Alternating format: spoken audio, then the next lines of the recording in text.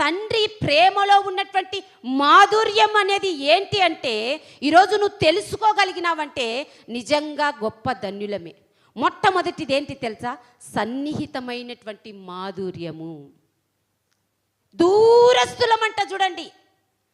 పాపి అయినటువంటి మనము, అపవిత్రులమైనటువంటి మనము పరిశుద్ధుడైనటువంటి దేవునికి ఎంతో దూరం ఉండాము, ఎంతో దూరం జీవిస్తున్నాము. అయితే అంట ఆయన వచ్చాడంట ఈ లోకానికి. దేనికోసం తెలుసా? పాపి అయినటువంటి నీకు, దూరమైనటువంటి నీకు సమీపస్తుడుగా దేవుడు వచ్చాడు. అంటే ఏంటి? సన్నిహితంగా నీతో ఉండడానికి, సమీపముగా నీతో ఉండడానికి, సహవాసము నీతో చేయడానికి ఆయన పరలోకాన్ని విడిచిపెట్టి ఎక్కడికి వచ్చాడంట? ఈ లోకానికి వచ్చాడు. దూరస్తులం మనమంతా. అసలు దేవుడు ఎక్కడున్నాడు, మనం ఎక్కడున్నాం చెప్పండి? ఆకాశం ఎక్కడుందంటే ఈ కొన్ని మిలియన్లు అని చెప్తాము, దాని కొలమానం ఎంతో కొంత శాస్త్రవేత్తలు చెప్పినట్టు చెప్తాము. అయితే ఆయన ఆకాశంలో ఉన్నాడా? ఆకాశం కంటే పైన చూడండి ఎక్కడ ఉన్నాడు. అసలు ఆయనకు మనకు ఎంత డిస్టెన్స్ చూడండి, ఎంత దూరం ఉంది. అయితే అంతటి పరలోకము, అంత యోగ్యమైనటువంటి బంగారు రాజ్యమును విడిచిపెట్టి, తండ్రితో ఉన్న సహవాసాన్ని విడిచిపెట్టి, పరలోకంలో వేవేల దూతలతో ఆరాధించబడుతున్నటువంటి ఆ స్థలాన్ని విడిచిపెట్టి దూరంగా ఉన్నటువంటి నీ కోసము సమీపంగా రావడానికి ఆయన నీ కోసం ఈ లోకానికి వచ్చాడు. ఎంత ప్రేమ అండి! అది తండ్రి ప్రేమ. తండ్రి ప్రేమలో ఉన్న మాధుర్యం ఏంటి తెలుసా? సన్నిహితమైనటువంటి మాధుర్యము. ఎప్పుడు నీతోనే ఉండాలి, నీ దగ్గరే ఉండాలి, నీ ముఖము చూడాలి. అందుకే ఆయన మందిరంలో ఎదురు చూస్తూ ఉంటాడంట. అయ్యో టైం అయింది, నా బిడ్డలు వస్తారేమో, ఈరోజు నా బిడ్డలను నేను చూడాలి, వాళ్ళు ఆరాధిస్తున్న ఆరాధనను. అందుకే నేను ఇంతకుముందు చెప్పాను కదా, యెషయా గ్రంథంలో ఆయన దినమెల్లా ఏం చేస్తున్నాడంట? చేతులు చాపి ఉంచాడంట. ఈరోజు నా బిడ్డ వస్తాడేమో, ఈరోజు నా కుమార్తె వస్తుంది, ముఖము చూడాలి నా మందిరంలో నీ ముఖం. అందుకే ఏంది? బండ సందున ఎగురు నా పావురమా, నీ ముఖము కనపడనిమో. ఎక్కడా బండ? క్రీస్తు అనేటువంటి సంఘమే. ఆ సంఘంలో నీ ముఖం కనపరావాలి. ఏది మరి ఎంతమంది ఈరోజు దేవునికి మీ ముఖం ఎంతమంది చూపించగలుగుతున్నారు? నీతో ఉండాలని, నీతో నివసించాలని, నీతో సన్నిహితంగా ఆయన మాట్లాడాలని ఆయన ప్రేమ కోరుకుంటా ఉంటే మనం ఏం చేస్తున్నాం తెలుసా? తండ్రి ప్రేమను గుర్తించుకోకుండా ఆ ప్రేమకు దూరస్తులుగా ఉండిపోయినాం. ఇదేనా నీ తండ్రి ప్రేమను నువ్వు గుర్తించింది? కడుపున పుట్టినటువంటి బిడ్డలను చాలామంది తల్లిదండ్రులు ఏమనుకుంటారు? వేరే వాళ్ళ ఇంట్లో పెంచాలనుకుంటారా? దూరంగా పెట్టాలనుకుంటారా? నా బిడ్డ నాతోనే ఉండాలి, నాతోనే తినాలి. ఒకవేళ ఏదో పరిస్థితిని బట్టి హాస్టళ్ళల్లో ఉన్నారనుకోండి, చికెన్ తింటున్నప్పుడు ఎవరు గుర్తొస్తారు?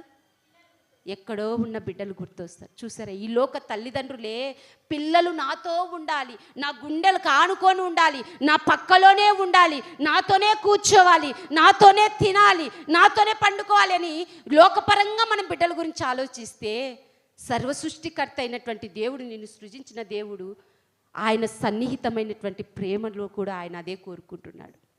హల్లెలూయా! సమీపస్తులుగా ఉండాలంట. అందుకే ఎప్పుడు దేవునితోనే సమీపస్తులుగా ఉండండి. ఎలా అవుతాము ఆయనకు సమీపస్తులము? ఎలా అవుతాము చెప్పండి? ప్రార్థన ద్వారాని. నీ ముఖం ఎక్కడ కనపడుతుంది? దేవుని మందిరములో. నీ స్వరం ఎక్కడ వినపడుతుంది? ప్రార్థనలో. ప్రార్థనలో నీ స్వరము దేవునికి వినిపించి సన్నిహితంగా ఉండు. దేవుని మందిరానికి వచ్చి ఆయనతో సహవాసం కలిగి ఉండు. అదే దేవుడు కోరుకుంటుంది. అందుకే సన్నిహితమైనటువంటి ప్రేమ, తండ్రి ప్రేమ, హృదయాన్ని తాకేటువంటి ప్రేమ, అదే సన్నిహితమైనటువంటి ప్రేమ ఉన్నది. హల్లెలూయా! కీర్తనలు 145వ కీర్తన 18వ చరణం చూస్తే అక్కడ తన యందు భయభక్తులు గల వారికి ఆయన సమీపముగా ఉన్నాడంట. తన యందు భయభక్తులు కలిగిన వారికి, తన మందిరానికి వచ్చేవారికి, తనతో ఉండేవారికి, తనకు ప్రార్థన చేసేవారికి, ఆయనను ఆరాధించేవారికి, ఆయనను స్తుతించేవారికి, ఆయనను అడిగేవారికి ఆయన ఎలా ఉన్నాడంట? సమీపస్తుడుగా ఉన్నాడంట. దగ్గరి బంధువుగా ఉన్నాడు, దూరం బంధువు కాదు. నువ్వు పిలుస్తానే పలికేటువంటి బంధువు, ఆపద్ బాంధవుడు అయినా, నువ్వు అడుగుతానే ఇచ్చేటువంటి వాడు, నువ్వు బాధలలో ఉంటే నీ దగ్గరికి వచ్చేవాడు, సమీపముగానే నీతోనే ఉన్నటువంటి దేవుడై ఉన్నాడు. హల్లెలూయా. ఆయన కోరుకుంటుంది అదే మనలో నుంచి, మన దగ్గర నుంచి కోరుకుంటుంది అదే, సన్నిహితముగా ఉండాలి. నా బిడ్డలు నా బిడ్డలు నా బిడ్డలు. మరి ఏ రోజైనా నువ్వు కోరుకుంటున్నావా? ఆదివారం ఎప్పుడు వస్తుంది, నా తండ్రి దగ్గరికి నేను వెళ్ళాలి, నా తండ్రి సన్నిధికి నేను వెళ్ళాలి, ఆయనను ఆరాధించాలి, ఆ మందిరంలో నా ముఖం ఆయనకు కనిపించాలి, ఆయన నన్ను దర్శించాలని ఏ రోజైనా? దావీదు భక్తుడు అంటాడు, ఎప్పుడు నా దేవుని మందిరమునకు నేను వెళ్ళుదునా, ఎప్పుడు వస్తుందా ఆదివారం అని ఆయన ప్రాణం అంట తృష్ణ కొనుచుందంట. తృష్ణ. ఎప్పుడెప్పుడు ఆదివారం, ఇంకా సోమవారమేనా, ఇంకా మంగళవారమేనా, ఇంకా శుక్రవారమేనా, ఆదివారం ఎప్పుడు ప్రాణం ఒక దుప్పి నీటి కొరకు ఆశపడినట్టు దప్పికలాగా దేవుని సన్నిధానంలో నేను కనపరావాలి, ఆయన ప్రేమను అనుభవించాలి, ఆయన మందిరంలో ఉన్నటువంటి ఆ సన్నిహితమైనటువంటి ప్రేమ మాధుర్యాన్ని రుచి చూడాలని కొట్టుమిట్లాడేటువంటి ప్రాణాలు ఎన్ని ఉన్నాయి ఒక్కసారి ఆలోచించండి. ఎక్కడో ఉన్న భర్త, కువైట్ నుంచి వస్తున్నటువంటి భర్త చూడాలని ఎంతగానో ఆసక్తిగా ఏం చేస్తావు? ఎయిర్పోర్ట్కి వెళ్తావు. ఎందుకు? ఆయన ప్రేమను పొందుకోవడానికి. మరి ఎక్కడో ఉన్నటువంటి సృష్టికర్త దేవుడు నీ కోసం వస్తే, సంఘముగా ఏర్పరిచి వాక్యము ద్వారా సేవకులను పిలుచుకొని వాక్యం ద్వారా ఏర్పరిస్తే, దేవుని మందిరంలో కనపరాక, ప్రార్థనలో దేవుని స్వరమును నువ్వు వినక ఉంటే ఆయన ఎంతగా బాధపడతారో ఒక్కసారి ఆలోచించండి. అందుకే దేవుని యొక్క మాధుర్యంలో ఉన్నటువంటి సన్నిహితమైనటువంటి ప్రేమను మనం పొందుకోవాలి. అదే కీర్తన 119వ కీర్తన 151వ చరణం. యెహోవా నీవు ఎలా ఉన్నావంట? సమీపంగా ఉన్నవయ్యా. దూరం ఉండే దేవుడు కాదు. నీ బంధువులు దూరం ఉండొచ్చు, నీ భర్త దూరం ఉండొచ్చు, నీ భార్య దూరం ఉండొచ్చు, నీ పిల్లలు దూరం ఉండొచ్చు, లేకపోతే నీకు కావాల్సిన వారు, ఇష్టమైన వారు దూరం ఉండొచ్చు. కానీ ఆయన ఎలా ఉన్నాడంట? సమీపముగా ఉన్నటువంటి వాడు. ఇప్పుడు ఏదైనా అవసరం పడింది అనుకోండి నీకు ఇంట్లో, దగ్గరుండోళ్ళని అడుగుతావా, దూరం ఉండోళ్ళని అడుగుతావా? పప్పు చేస్తాండవు, పప్పు లేక చింతపండు లేదనుకోండి, ఎవరిని అడుగుతావు? యాడో పాత్రాయి చెట్లు ఉన్న అనసూయక్కని అడుగుతావా? మా ఇంటి పక్కలోనే ఉన్న అరుణక్కని అడుగుతానా? చూసారా? మరి దేవుడంట సమీపముగానే ఉన్నాడంట. మరి నువ్వు ఎవరిని అడుగుతున్నావు? ఎవరితో మాట్లాడుతున్నావు?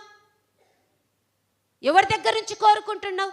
సమీపముగా ఉన్న దేవుని విడిచిపెట్టి ఎక్కడో ఉన్నటువంటి మనుషులను ఆశ్రయిస్తున్నావు, ఎక్కడో ఉన్న మనుషులతో మాట్లాడుతున్నావు, ఎక్కడో ఉన్న మనుషులతో సహవాసం చేస్తున్నావు, ఎక్కడో ఉన్న మనుషులతో తిరుగుతున్నావు. కానీ సమీపస్తుడైనటువంటి దేవుని మాత్రం మర్చిపోయి ఉన్నాం. ఆయనతో మాట్లాడడానికి టైం లేదు, మందిరానికి రావడానికి టైం లేదు, స్తుతించడానికి టైం లేదు, వాక్యం చదవడానికి టైం లేదు, ప్రార్థన చేసుకోవడానికి టైం లేదు. ఎందుకు? బిజీ. కానీ ఎక్కడో ఉన్న వాళ్ళతో చేయడం మటుకు మనం బిజీ ఉండము, టైం మాత్రం ఉంటుంది. దేవుడు కోరుకుంటుంది ఏంది?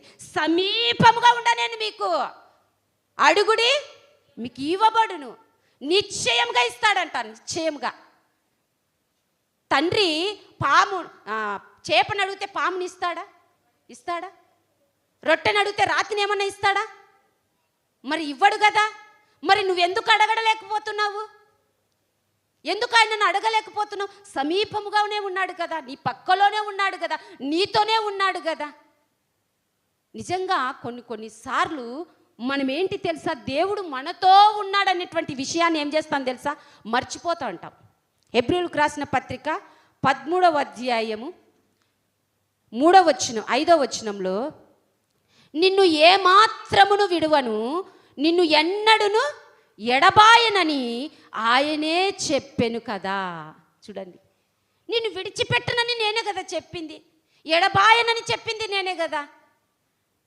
మరి ఇంత చెప్పిన నేను, నీ పక్కలో ఉన్నటువంటి నేను నన్ను మరిచిపోయి ఎవరితో నీ సహవాసం చేస్తున్నావు, సన్నిహితంగా ఉన్నావు? ఒక్కసారి మనం దేవుని వాక్యంలో నుంచి తండ్రి ప్రేమలో ఉన్న ఆ మాధుర్యాన్ని తెలుసుకుందాం. అదే దేవుడు కోరుకుంటాడు. నిన్ను విడిచిపెట్టే దేవుడని కాదు, సన్నిహితంగా నీతోనే ఉన్నటువంటి దేవుడు.